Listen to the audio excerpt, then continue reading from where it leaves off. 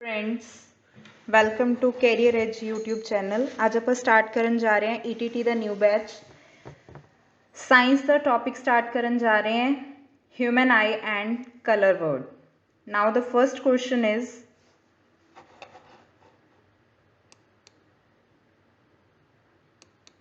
हाँ जी, first question है। फर्स्टली मैं क्वेश्चन रीड करन जा रही हूँ। A student sitting on the last bench can read the letters written on the black board but is not able to read the letters written on his textbook. Which of the following statement is correct? एक ही कहना चाह रहे student जिहड़ा एक last bench से बैठा होया वो ब्लैक बोर्ड के लैटर्स नूं तां क्लीयरली पढ़ पा रहा है बट वो जिहड़े उहदे टैक्सट बुक के लैटर्स लिखे हुए हैं उन्होंने रीड नहीं कर पा रहा। तो इहदा रीजन की है?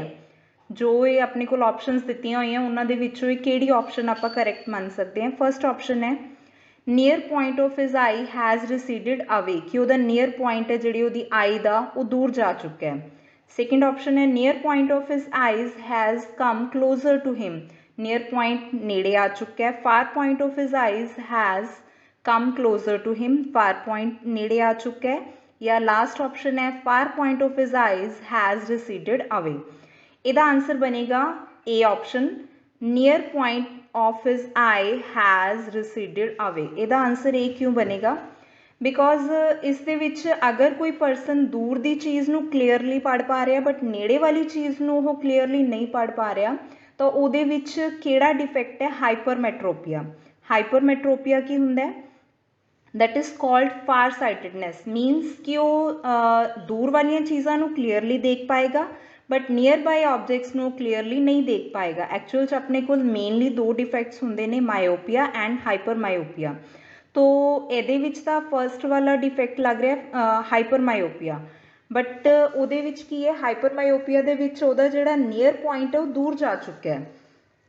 एंड सैकेंड जिहड़ा मैं दस रही हूँ दैट इज़ मायोपिया। मायोपिया दे विचों कि उन्होंने असीं नीयर साइटेडनैस भी बोल सकते हैं जिहदे विच कि नीयर बाय ऑब्जेक्ट्स नूं असीं क्लीयरली देख लैंदे हैं बट दूर वाले ऑब्जेक्ट्स नूं असीं क्लीयरली नहीं देख पाते।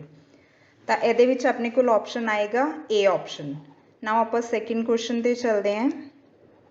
सैकेंड क्वेश्चन है twinkling of stars is due to atmospheric. Twinkling of stars means जिहड़े स्टार्स है वो ट्विंकल करते हैं, उहदा रीजन की है? फर्स्ट ऑप्शन है dispersion of light by the water droplets, कि डिस्पर्जन हुंदी है लाइट्स की। डिस्पर्जन का मीनिंग की हुंदा? Splitting of light into the 7 colours. तो वो तो हो नहीं सकता क्योंकि ये कोई 7 कलर्स दे विच नहीं स्प्लिट हो रही लाइट। सेकेंड ऑप्शन है refraction of light by the different layers of varying refractive indices. अपना आंसर बी ही बनेगा। बी आंसर क्यों आएगा अपना? एक्चुअल बी आंसर इसलिए आएगा बिकॉज जी रिफ्रैक्शन हुंदी है, रिफ्रैक्शन मीन्स वेट, रिफ्रैक्शन का मीनिंग अपने कोल की हुंदा है बेंडिंग ऑफ लाइट।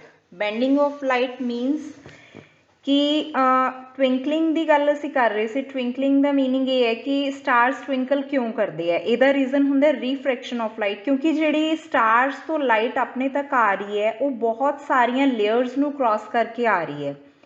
तो डिफरेंट डिफरेंट लेयर्स नूं जदों लाइट क्रॉस करती है तो उत्थे रिफ्रैक्शन हुंदी है। रिफ्रैक्शन का मतलब की है कि जी लाइट है वो अपना जिहड़ा डायरैक्शन है, अपना पाथ है वो चेंज करती है। वो हर जदों भी अपना लेयर नूं चेंज करती है, अपने मीडियम नूं चेंज करती है तो वो बेंड हो जाती है। तो काफ़ी सारी तो बाद अपने तक पहुँचती है जिदे करके कि वो स्टार्स एक्चुअल च तो ट्विंकल नहीं कर रहे होंगे बट सानू क्यों लगता है कि वो ट्विंकल होंगे? Because of atmospheric refraction. So option is B. Now next question है the clear sky appears blue because. जिहड़ा अपने को स्काई का कलर है वो ब्लू क्यों लगता है? इसका रीजन की है?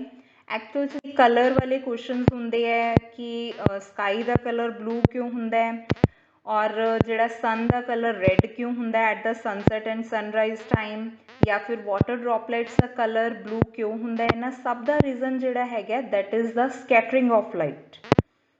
स्कैटरिंग ऑफ लाइट की होंदी है अपने कोल। हुण आपां पहलां तां इहदीआं ऑप्शनस नूं रीड करते हैं कि स्काई का ब्लू कलर क्यों होंदा है। फर्स्ट है ब्लू कलर जिहड़ा हैगा लाइट का get absorbed in the atmosphere, कि ब्लू कलर एब्जॉर्ब कर जाता है। सेकेंड है ultraviolet radiations are absorbed in atmosphere, तो बिल्कुल नहीं हो सकता क्योंकि अल्ट्रावायलेट रेडिएशंस का तो कोई रिलेशन ही नहीं है इस चीज़ के नाल। सी ऑप्शन है violet and blue light get scattered more than the of all other colors by the atmosphere। देखते हैं नेक्स्ट है light of all other colours is scattered more than the violet and blue colour light by the atmosphere. Actual से answer आएगा C option, violet and blue light जी है अपने को sorry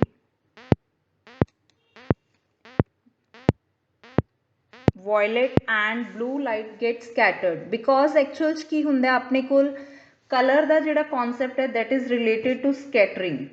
ਹੁਣ ਜਿਹੜਾ ਸਕਾਈ ਦਾ ਬਲੂ ਕਲਰ ਹੁੰਦਾ ਹੈ that is due to the scattering. ਹੁਣ ਜਿਹੜਾ ਬਲੂ ਵਾਇਲਟ ਜਾਂ ਬਲੂ ਕਲਰ ਹੁੰਦਾ ਹੈ ਉਹਦੀ ਵੇਵਲੈਂਥ ਬਹੁਤ ਘੱਟ ਹੁੰਦੀ ਹੈ ਤੇ ਸਕੈਟਰਿੰਗ ਹਮੇਸ਼ਾ ਆਪਣੇ ਕੋਲ ਜਿਹੜੀ ਹੁੰਦੀ ਹੈ ਉਹ ਸ਼ਾਰਟਰ ਵੇਵਲੈਂਥ ਵਾਲੇ ਕਲਰ ਹੀ ਕਰ ਸਕਦੇ ਨੇ। ਤਾਂ ਆਪਣੇ ਕੋਲ ਜਿਹੜੀ ਹੈ ਵਾਇਲਟ ਐਂਡ ਬਲੂ ਲਾਈਟ ਜਿਹੜੀ ਹੁੰਦੀ ਹੈ ਉਹ ਸਕੈਟਰ ਹੋ ਜਾਂਦੀ ਹੈ ਜ਼ਿਆਦਾ than the light of other colours, ਤੋਂ ਜਿਹਦੇ ਕਰਕੇ ਸਾਨੂੰ ਜਿਹੜਾ ਸਕਾਈ ਹੈ ਉਹ ਬਲੂ ਕਲਰ ਦਾ ਨਜ਼ਰ ਆਉਂਦਾ ਹੈ। Now the next question is the danger signals installed, ये बड़ा important question है। the danger signals installed at the top of tall buildings are red in color। Actual जिन्ने भी ਆਪਾਂ ਗੱਲ ਕਰਦੇ हैं कि लाइट सिग्नल्स ਹੁੰਦੇ ਨੇ ਉਹ ਰੈੱਡ ਕਲਰ ਦੇ ਕਿਉਂ ਹੁੰਦੇ ਨੇ, ਇਹਦੇ ਵਿੱਚ ਉਹਨਾਂ ਨੇ ਕਿਹਾ ਕਿ ਡੇਂਜਰ ਸਿਗਨਲਸ ਜਿਹੜੇ ਉਹ ਰੈੱਡ ਕਲਰ ਦੇ ਕਿਉਂ ਹੁੰਦੇ ਆ। these can be easily seen, ਕਿਉਂਕਿ ਕਹਿੰਦੇ ਸਾਨੂੰ ਈਜ਼ੀਲੀ ਦਿਖਦੇ ਹੈ from the distance because among all other colors the red light, कि रैड लाइट ਦੇ क्यों बनाए होंगे ये वाले ਜਿਹੜੇ डेंजर सिग्नल्स है, होर कोई कलर क्यों नहीं यूज़ किया जाता। तो आप ऑप्शंस पढ़ते हैं। फर्स्ट ऑप्शन है is scattered the most by the smoke और fog, is scattered the least by the smoke और फॉग। सी ऑप्शन है scattered the most by the smoke और फॉग। डी ऑप्शन है moves faster in air. Actual ਜਿਹੜਾ red colour ਹੁੰਦਾ ਉਹ ਜਿਹੜਾ ਸਕੈਟਰ ਹੁੰਦਾ ਲੀਸਟ ਮੀਨਸ ज़्यादा इधर उधर फैलता नहीं है, ਸਾਨੂੰ क्लीयरली दूरों नज़र आता है, ਜਿਹਦੇ ਕਰਕੇ ਅਸੀਂ ਰੈੱਡ ਕਲਰ ਨੂੰ ਯੂਜ਼ ਕਰਦੇ ਹਾਂ ਔਰ ਅਸੀਂ ਕਲਰ ਉਹੀ ਵਾਲਾ ਯੂਜ਼ ਕਰਨਾ ਜਿਹੜਾ ਕਿ ਘੱਟ ਸਕੈਟਰ ਹੁੰਦਾ। ਸਭ ਤੋਂ ਘੱਟ ਸਕੈਟਰ ਜਿਹੜਾ ਕਲਰ ਹੁੰਦਾ that is the red colour, so we use red colour in the danger signals. Now the next question is yes, which of the following phenomena contributes significantly to the reddish appearance of the sun at the sunrise and sunset। ਇਹ question ਆਪਾਂ ਪਹਿਲਾਂ ਵੀ discuss कर चुके हैं कि ਇਹਦੇ ਨਾਲ ਦਾ same question ही कि ਜਿਹੜਾ ਆਪਣੇ ਕੋਲ सन ਦਾ कलर ਹੁੰਦਾ at the sunset and sunrise ਦੇ टाइम रेड कलर क्यों ਹੁੰਦਾ है। This is also because of scattering of light, क्योंकि ਜਿਹੜਾ ਆਪਣੇ ਕੋਲ सनसैट या सनराइज के टाइम ते सन का कलर रेडिश क्यों होंगे because of scattering of light. First है अगर आप ऑप्शंस ਨੂੰ रीड करते हैं, फर्स्ट है डिस्पर्जन ऑफ लाइट, आ नहीं सकता because dispersion mean splitting of light. Third option है टोटल इंटरनल रिफ्लैक्शन का कोई इत्थे कॉन्सैप्ट नहीं लग रहा। नैक्सट है reflection of light from the earth, reflection का मतलब की होंगे बाउंसिंग बैक ऑफ लाइट, तो इत्थे ये कोई रीजन नहीं लगेगा। तो कलर अपने को सन का क्यों सनराइज या सनसैट के टाइम पर रेड होंगे because of scattering of light, कि जी लाइट है वो ਸਕੈਟਰ हो रही है फ्रॉम द पार्टिकल्स, तो जिदे करके सानू जो सन है वो रेड नज़र आ रहा है at the sunset and sunrise time. Now the next question is the bluish colour of the water in the deep सी, जोड़ा अपने कोल ये भी सेम क्वेश्चन आ रहा है अपने को। The bluish colour of water, water the blue colour क्यों होंगे in the deep sea, due to the first option है the presence of algae and the other plants, बिल्कुल नहीं आएगा। The reflection of the sky in the water, ये भी कोई reason नहीं है। सी ऑप्शन है अपने को ਸਕੈਟਰਿੰਗ ऑफ लाइट, तो जो ब्लू कलर होंगे अपने को due to the scattering of light. And last is the absorption of light, ये भी नहीं आएगा, so the answer is scattering of light. Now the next question is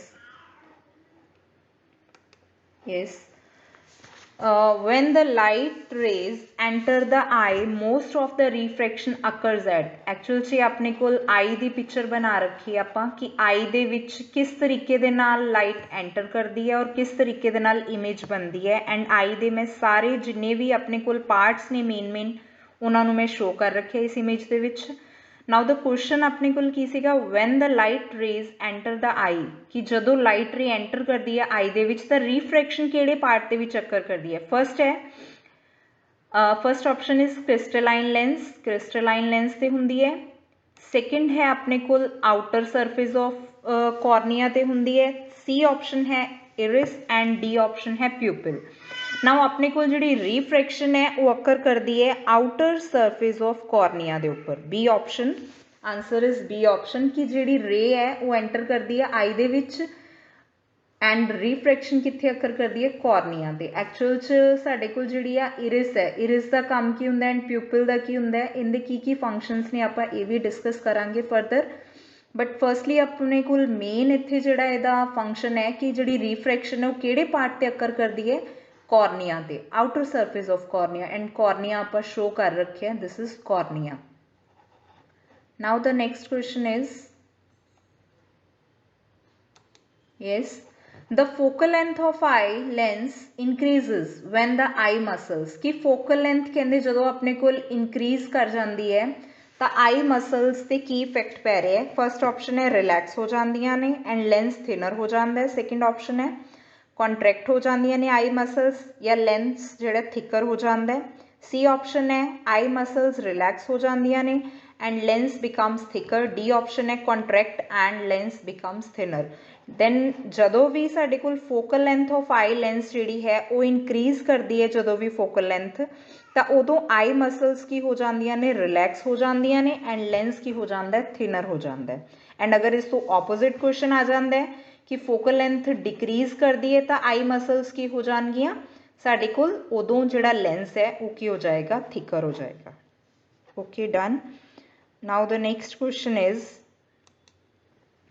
which of the following statement is correct. हुण इहदे लई आपां ये देखना है कि इहदे विचों किहड़ी ऑप्शन किहड़ी स्टेटमेंट करेक्ट है। तो आपां फर्स्टली रीड करते हैं कि किहड़ी ऑप्शन अपने कोल करेक्ट बन रही है। ये भी अपने कोल डिफेक्ट्स के नाल रिलेटेड है। फर्स्ट है a person with the myopia can see distant objects clearly. Actual च आपां मायोपिया की डेफिनेशन पढ़ी सी, मायोपिया नूं असीं नीयर साइटेडनैस भी बोलते हैं। तो मायोपिया दे विच तां असीं नीयर बाय ऑब्जेक्ट्स नूं क्लीयरली देख सकते हैं, तो first option is wrong. Second है person with the hypermetropia can see near by objects clearly. ये भी रॉन्ग है क्योंकि हाइपरमेट्रोपिया दे विच वो डिस्टेंट ऑब्जेक्ट्स नूं क्लीयरली देख सकते हैं। Now the C option is the person with the myopia can see near by objects clearly. Yes, this is the right option कि जिहड़ा पर्सन जिहदे कोल अ पर्सन विद मायोपिया वाला जिहड़ा पर्सन है वो नियर बाय ऑब्जेक्ट्स नूं तां क्लीयरली देख पा रहे हैं बट डिस्टेंट ऑब्जेक्ट्स नूं क्लीयरली नहीं देख पाएगा। So this is the correct option. Now the next question, ये क्वेश्चन अपने को प्रिज्म के नाल रिलेटेड है। How many times does a रे of light bend on passing through the prism. कि कहते जदों भी लाइट है वो जदों प्रिज्म के थ्रू पास करती है तो वो किन्ने टाइम्स बेंड होंदी है। नाउ आपां पिक्चर तो बड़ा क्लीयरली शो हो रहा है। हुण देखो जी आ अपने कोल प्रिज्म है, मे बी तुसीं लैब दे विच देखिया होएगा। हुण प्रिज्म दे विच एक्चुअल च की हो रही है, रिफ्रैक्शन हो रही है। रिफ्रैक्शन की हुंदी है, रिफ्रैक्शन उदों हुंदी है जदों अपने कोल मीडियम चेंज करदा है। हुण जदों भी असीं लाइट रे नूं इंसीडेंट करांगे, हुण जदों लाइट रे इंसीडेंट हो रही है प्रिज्म दे उत्ते, देखो लाइट रे पहला एयर तो कित्थे जा रही है, ग्लास दे विच। प्रिज्म काहदा बनिया होया, ग्लास दा। तो जिहड़ी रे है उहदे लई मीडियम चेंज हो रहा है, तो मीडियम चेंज हो रहा है तो मीडियम जदों भी चेंज होएगा उदों रे बेंड होएगी। फर्स्टली जदों रे एंटर करती है वो एयर टू कित्थे जा रही है, डेंसर मीडियम दे विच जा रही है, तो रे बेंड होगी। एक बारी तो इत्थे बेंड हुई है। नैक्सट देखो जदों ये रे एसी सरफेस के उत्ते जदों इंसीडेंट कर रही है तो सेकेंड टाइम फिर बेंड हो रही है। तो दो टाइम्स ये बेंड हो रही है, दो रिफ्रैक्शनस हो रही ने। तो अपने को बेंडिंग कितनी बारी हुई है, उन्हें पूछे कि कितनी बारी लाइट रे जी बेंड हो रही है, तो यह ट्वाइस हो रही है, डबल टाइम हो रही है, 2 times. Then option is B,